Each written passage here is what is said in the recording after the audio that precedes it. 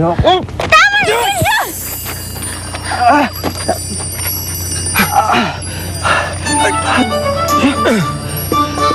Nangyari!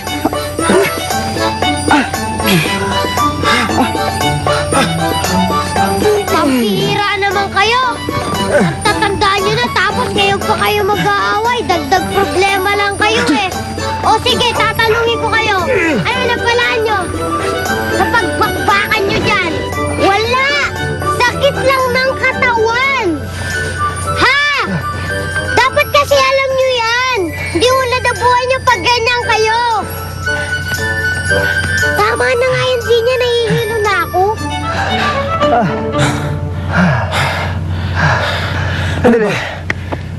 Anong ginagawa niyo dito? Bakit bumaba kayo ng bundok? Sabi ko sa inyo, huwag kayong susunod dito dahil delikado. Quits na po tayo sa sermon. At peace na rin.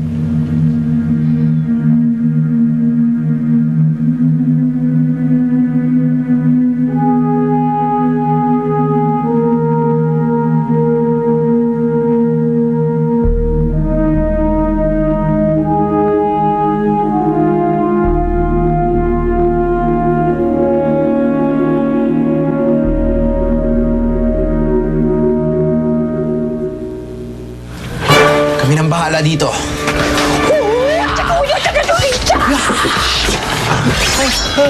Tabi ka nga!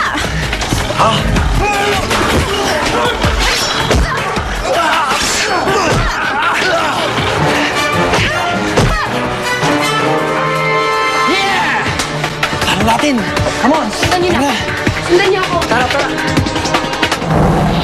Sige lang, magpakasaya kayo. Mamaya ako naman ang magdiriwang. Dahil malapit na ang katapusan ninyong lahat. Dito ang Tagondaan, papunta sa kulungan ng palasyo.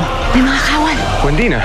Kailangan na natin makaalis dito. Kailangan sabihan na rin natin sina Nuno Umberto at sina Haring Calixto na susugod na ang mga kawal ni Inang Don. Bilisan ninyo! Sumugod na kayo bago pa nila kayo maunahan! Hindi sila talaga nasa bundok ng Kamurayaw. Ginawa lang ni Inang ang bundok na yon para mabitag kayong lahat doon. Wala kayong ititirang buhay. Lahat sila papatayin ninyo!